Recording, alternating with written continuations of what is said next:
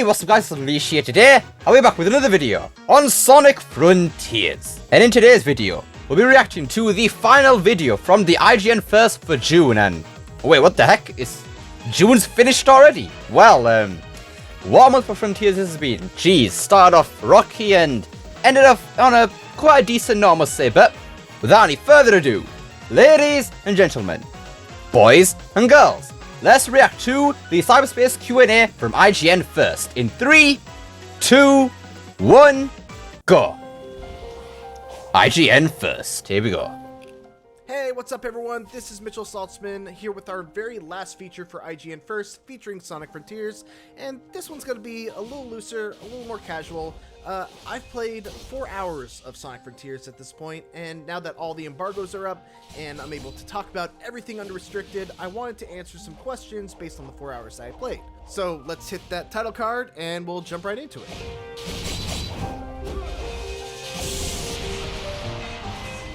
Before we start proper though, I've got to give a bit of a fair warning.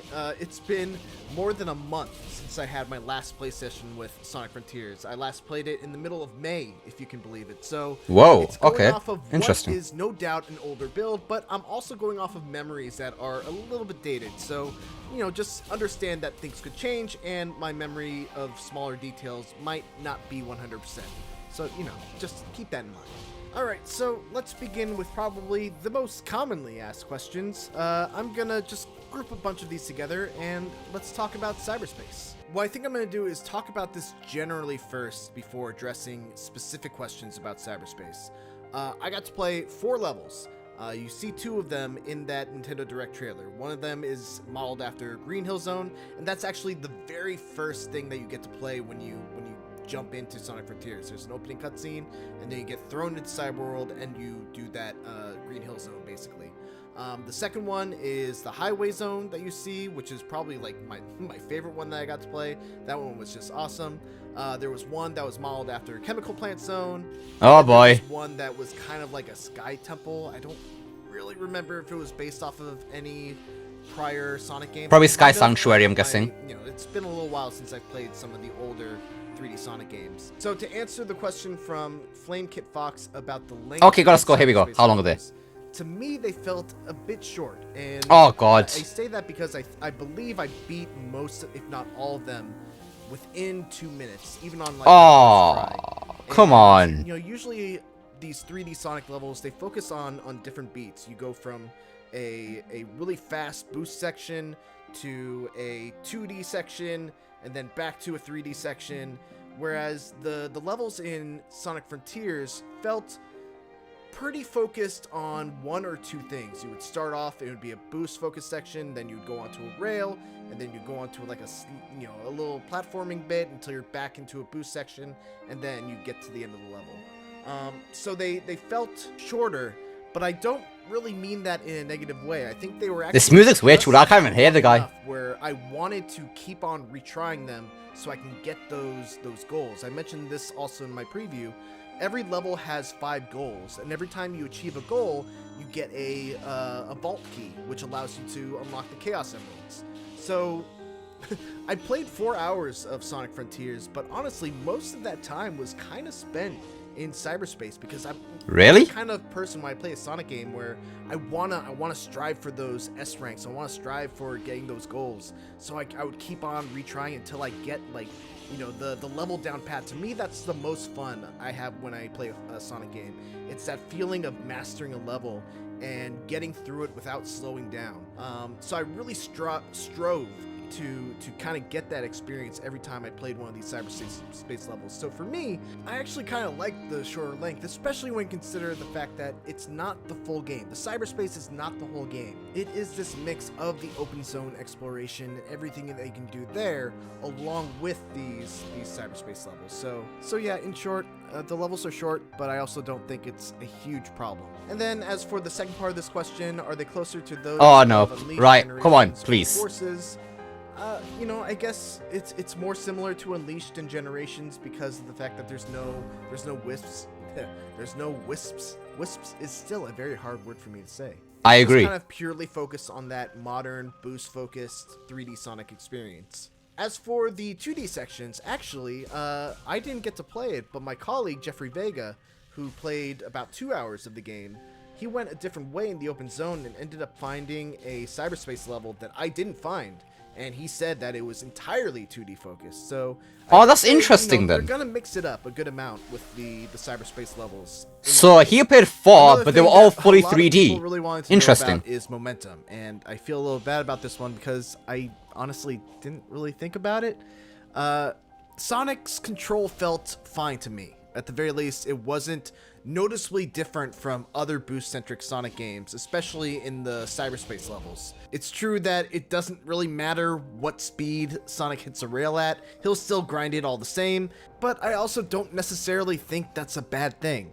Now, there were definitely some weird moments, like I mentioned in the preview, where I was fighting the Asura boss, and I would run up the arm, and despite feeling like I should have enough momentum to reach the head, I would kind of just fly upwards and not have enough forward momentum to lock onto the head, and I would just kind of, fall back down to the ground. But to me, that felt more like an issue with the boss itself rather than an overall problem with momentum. So yeah, I wish I had a better answer for you than, the momentum didn't really bother me all that much, or, it feels very similar to other 3D boost-centric Sonic games, but, that's kind of where I'm at with momentum right now.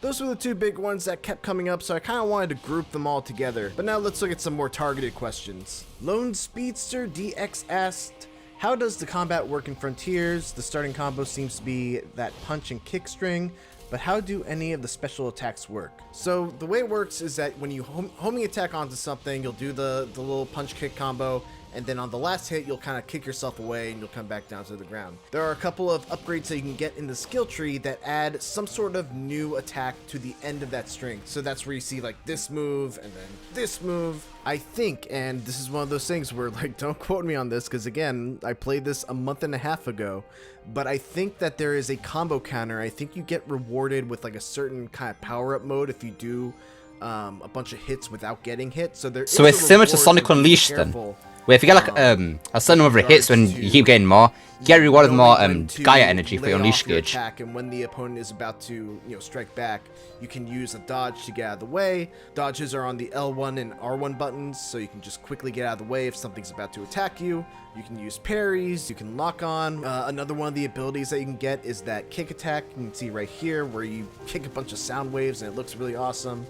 That's generally how combat works. It's not... this isn't Devil May Cry.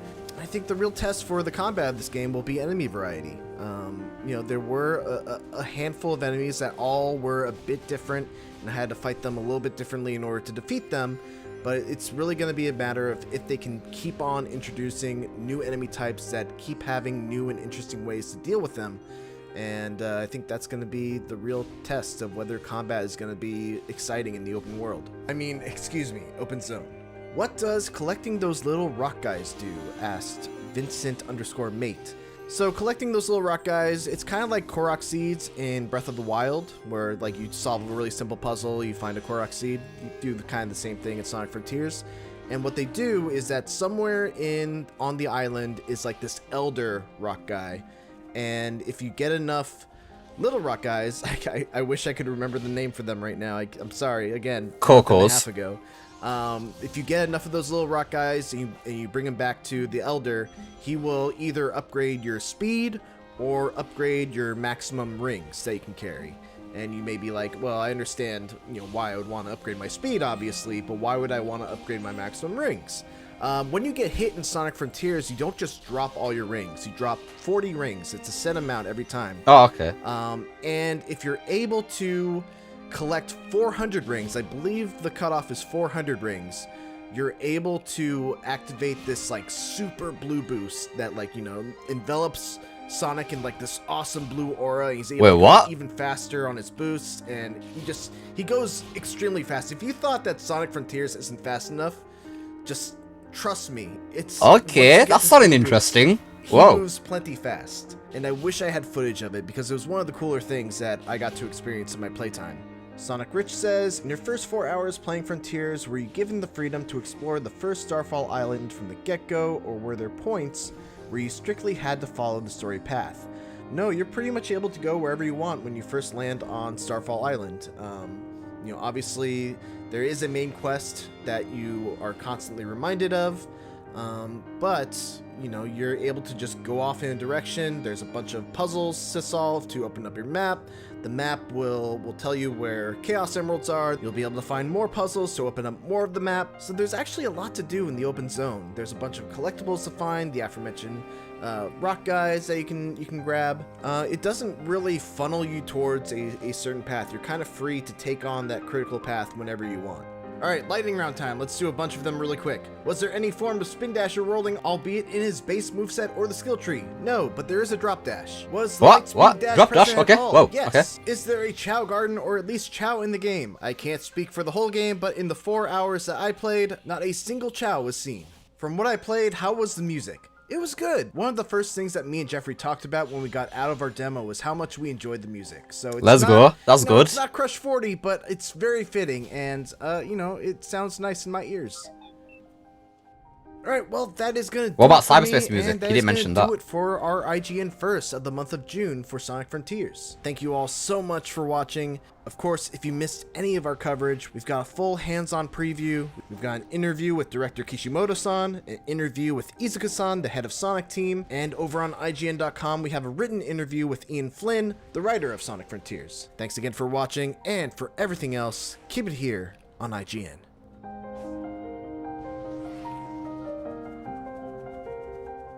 Anyways, that's it for today's video. So, to pretty much summarize what we got in that interview. So, to talk about Cyberspace. Not gonna lie, it's not sounding all that great, gonna be honest here. So, the levels are about 2 minutes, and that was the first time you ever played the stages 2. And then, obviously, he said that's similar to Generations Unleashed, but he said because there was no wisps in it. That doesn't really talk about the level design and everything like that, because from what we've seen so far, Green Hill and the city level look pretty linear, so that is giving me a forces and colors vibe with the 3D sections. We know that this person played 4 Cyberspace stages and they were all fully 3D, but then another person played another Cyberspace stage which was fully 2D, so there's gonna be a mix, and it's kind of giving me Lost World vibes in a way, because in Lost World there were some fully 3D stages there, some were a mix, and then there were some which were fully 2D, and overall I think Lost World had a pretty good 2D to 3D ratio. It was mostly 3D, which is good, but there was still a bit of 2D in there. A bit of a hefty amount, so overall, I don't know, man. Cyberspace is just kind of sounding a bit mid, to be honestly. I mean, maybe if we see more gameplay and stuff like that of Cyberspace, we'll be a bit more interested in it, and hopefully the level design will be a bit better, but from what we're hearing and seeing right now, it's not looking fantastic for Cyberspace. Looks like it's going to be a bit better than Forces, but not Unleashing Generations level. And then as for the open world, we have the drop dash in 3D. The drop dash. That is interesting, so Sonic can have a role in this game, which makes me wonder, why is there no spin dash? I mean, maybe that unlocks later in the game. I mean, you never know. I mean, if they have a drop dash in there, they might as well have a spin dash. I mean, they're basically the same thing, right? It's just that drop dash is just more instant and kind of less powerful than a spin dash is. But then we also got word on some sort of a new move that once Sonic gets 400 rings, he gets some sort of blue aura, which is basically a more powerful boost. So maybe on the level of actual boost games, maybe we get like a blue aura around him, like in Unleashed Generations Forces. Not really much colours, because obviously it was a bit different there. But it sounds like the open world is going to be a lot of fun to traverse, honestly. And the combat is still sounding pretty solid. So overall, I'm pretty happy on the open world. Not really so much on Cyberspace. I'm a bit iffy on there. And also the music sound is pretty good. And man, I was just so mesmerised with that music in that video. Man, I'm so excited for the music for this game. But what do you guys think of this interview and these questions? Are you hyped for Cyberspace, the open world, and the combat and the music? Let me know down below. Love to see what you guys have to say. I hope you enjoyed this video. Don't forget to like, share, subscribe, especially that last one. Don't forget to become unleashed by hitting that join button down below. And remember, it's not necessary. And I will see you all next time. Peace!